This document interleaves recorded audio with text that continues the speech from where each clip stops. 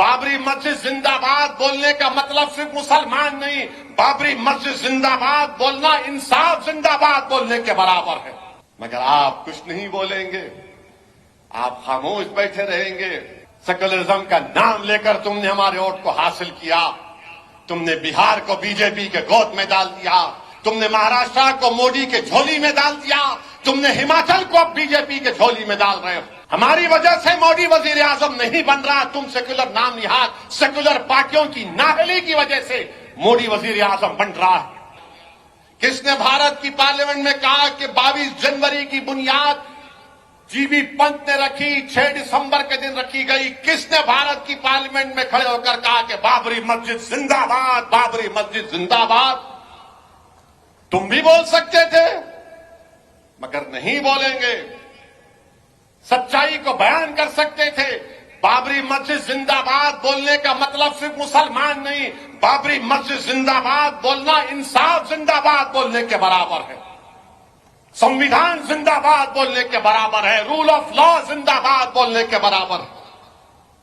मगर आप कुछ नहीं बोलेंगे, आप खामोश बैठे रहेंगे और अक़लियतों से, दलितों से कहेंगे नहीं नहीं हम तुम्हारी लड़ाई लड़ेंगे। मेरे भाई, आज आप देख रहे हैं कि 5 साल में महंगाई आसमान को छू गई, आसमानों को छू गई महंगाई। मगर मोदी जी पूरे देश में जाकर बोल रहे हैं विकसित भारत, ये हो गया, फुला कर दिए, ये कर दिए। नौजवानों को ये फैसला लेना है, भारत का मुस्तकबिल नौजवानों का है। और नौजवानों, याद रखो, जो आज 24 साल से लेकर 40 साल के दरमियान में नौजवान है, याद रखो यही 10-15 साल भारत के पास हैं। अगर तुमको नौकरी नहीं मिलेगी तो याद रखो 2050 या 55 से तुम्हारे पे बहुत बड़ी जिम्मेदारी देश पर आ जाएगी। इतने बूढ़े भारत में होंगे, इतने बूढ़े होंगे कि उन बूढ़ों की जिंदगी को बचाना फिर तुम्हारी जिम्मेदारी बन जाएगी। इसीलिए ये वक्त खो रहे हैं। चीन हमारी जमीन पर कब्जा करके बैठा है, चीन के खिलाफ कुछ नहीं बोलते, कोई नहीं बोलता चीन के खिलाफ। और लोग हमसे पूछते मजलिस क्या है? अरे मजलिस असली है, मजलिस हैदराबाद ओल्ड सिटी ऐसा।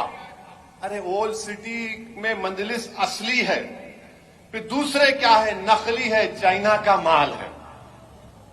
ये असली है, चीन पर कुछ नहीं बोलते और हमको गाली दी जाती है।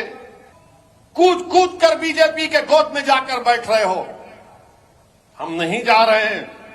सेकुलरिज्म का नाम लेकर तुमने हमारे वोट को हासिल किया, तुमने बिहार को बीजेपी के गोद में डाल दिया, तुमने महाराष्ट्र को मोदी के झोली में डाल दिया, तुमने हिमाचल को अब बीजेपी के झोली में डाल रहे हो।